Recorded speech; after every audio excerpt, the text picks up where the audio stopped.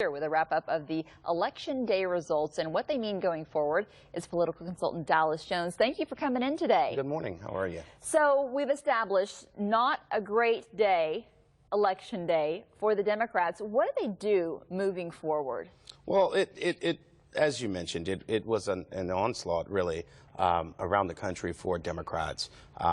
I think it was an indictment on both the president, but as well as incumbent members of Congress. Moving forward, the president will have to learn to govern in a new environment, that being with Republicans having control of both houses. It's going to put some impediment on what he's trying to do, a lot of impediment, actually. He'll have to learn to maneuver through executive orders, vetoes, threat of vetoes, and things of that nature.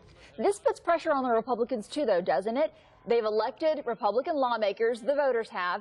Now they want to see some results. Absolutely. There's a difference between campaigning and governance. And so now what has to happen is that the Republican Congress has to find a way to find solutions for the American people. And what do you think, too, about the difference in essentially taking the pulse of the country? The president is saying, I am still promising you immigration reform. The Republicans still saying, hey, we want to go back and look at that health care law we passed a little while back.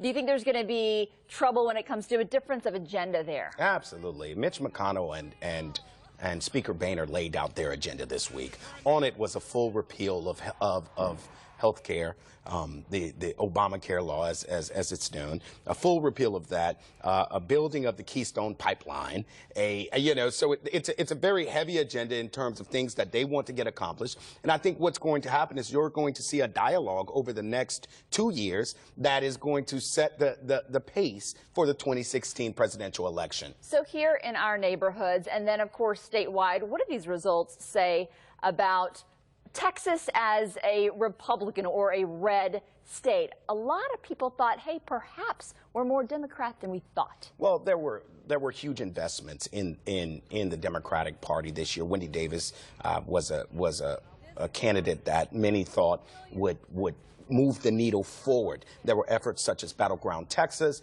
that actually didn't have the impact that the Democratic Party hoped it would. And so what it means for us is that we now have to deal with a much more conservative leadership in the Texas Senate. That's going to be extremely important for Texans. Lieutenant Governor-elect Dan Patrick ran as a staunch conservative. He was very critical during the primary of David Dewhurst in terms of appointing Democrats as chairmen of committees. And so we'll have to see what that really means in the next legislative session. Really quickly, I want to touch on our local DA race in Harris County. Devin Anderson continuing in that office. What does that mean for all of us in terms of what kind of crimes we'll see prosecuted and what effect that will have there? Well, interestingly enough, the prosecution of low-level possession of marijuana was a big conversation in the last election between Devin Anderson and Kim Ogg, and in which event that Devin Anderson kind of made some commitments that it would slack up a little bit, and we would see a difference in how these cases are approached. We'll see. I mean, the reality of it is that the DA and the judges that were elected are the same people that were in office going into the election. Mm-hmm. And so we can't expect that dramatic of a change from our judicial system. All right, Dallas Jones, thank you so much for coming in this morning for your insight. Always great to be here.